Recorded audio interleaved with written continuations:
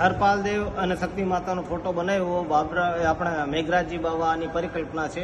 મેઘરાજજી બાવા ઉર્ફે મયુરધ્વજસિંહજી ધાંગધ્રાઈ જાય. જ્યારે શક્તિ માતાએ જે હાથીને રોક્યો, ત્રણેય દીકરાને અડફેટે લેવામાં હતા, એ પાટડીમાં એ હાથીનું નામ છે સુપ્રતીક. સુપ્રતીક અહીંયા દર્શાવ્યું છે હાથીને, અને હાથી રોક્યો એટલે એમને હસ્તકર પણ દર્શાવ્યું છે. એ સુપ્રતીક નામનો હાથી હતો. હરપાલ દેવ પોતે શિવશંકર ભગવાનના અવતાર અને માતા પાર્વતીના અવતાર માં વિસંતી દેવી ઉર્ફે શક્તિમા તરીકે ઓળખાણા. એટલે હરપાલ દેવ પોતે શિવશંકર ભગવાનના અવતાર, એટલે એમના જે શંકર ભગવાનનો જે વાહક હોય એ પોઠિયું હોય, એટલે પોઠિયું દર્શાવ્યું છે સિંહાસનની પડખે. પછી મા શક્તિ જે છે એ પોતે પાર્વતીનો અવતાર છે, એટલે સિંહ દર્શાવ્યું છે. સિંહ એમનો વાહક હોય, એટલે બે બાજુ સિંહ અને પોઠિયો દર્શાવવામાં આવ્યો. પછી મયુરધ્વજસિંહજી ઉર્ફે મેઘરાજસિંહજી બાવા હજુરને પરિકલ્પના હતી, એ બધું આખું જે ફોટો છે એ બનાવવામાં આવ્યો, એમની પરિકલ્પના છે. એટલે એમાં મયુર દર્શાવ્યું છે. મયુર એટલે મયુરધ્વજસિંહજી પોતે બનાવ્યો, એટલે એ મયુર દર્શાવ્યો. એમાં પાછો મયુર એટલે સાંજ પડે, અને સાંજ પડે એટલે સાંજે ગોધુલિક વેળામાં જે મોરનો ટહુકો થાય ત્યારથી આપણે 23 ગામને તોરણ બાંધવામાં આવ્યા, એટલે મયુર દર્શાવ્યું છે.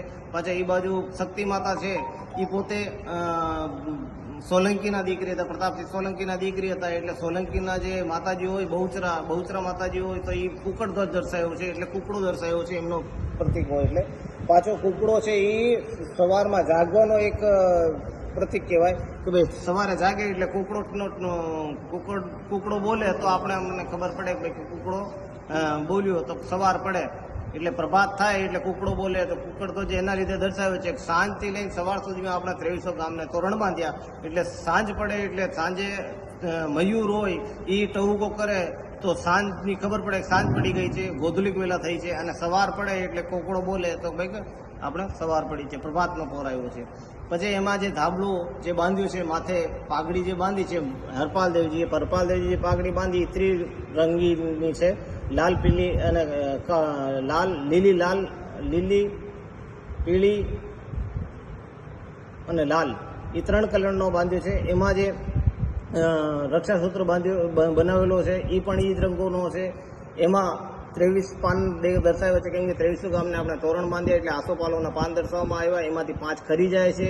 એ ખરતા પાન જે છે એ 500 ગામ પાછા આપણે જે હરપાલ દેવજી હતા પાદરાત કર્યા, એટલે 5 પાન ખરી જાય છે. 18 પાન એમાં અકબંધ છે, એટલે 18 ગામ આપણા અકબંધ ઝાલાઓ એટલે હરપાલ દેવ મખવાનના એમના રહ્યા, એટલે એ 18 પાન એમાં તોરણમાં દર્શાવ્યા છે. એમાં ગાગરબેડું મૂકેલું છે. ગાગરબેડું મૂક્યું એટલે એમાં મરમરા મંગળ કુર્યાત એ સ્લોગન લખેલો છે. તો મરમરા મંગળ કુર્યાત એટલે માતાજી જે છે મરમરા એમનો જે સ્થાપના છે આપણા ગાગરબેડામાં કરતા હોઈએ, એટલે માતાજી એમાં જ સમાવેશ થઈ જાય. અને એ રીતે એ માતાજીની સ્થાપનામાં રાખ્યા છે. ગાગરબેડા મૂકી તોરણ બાંધીને આપણે 2300 ગામને તોરણ બાંધ્યા હતા. ગાગરબેડા મૂકી એમાં શ્રીફળ મૂકીને એના ઉપર ચંદ્રનો જે આકાર દર્શાવવામાં આવ્યો, એટલે રાત્રિના પરમાં આપણે જે જેટલા બધા ગામને તોરણ બાંધ્યા 2300 ગામને એ બધા ચંદ્રના એટલે ચંદ્ર રાખ્યો છે. પાંચ ચંદ્રવંશી આપણે કહેવાય, એટલે ચંદ્ર પણ એમાં મસ્તકમાં પાઘડી ઉપર હરપાલ દેવને રાખવામાં આવ્યું.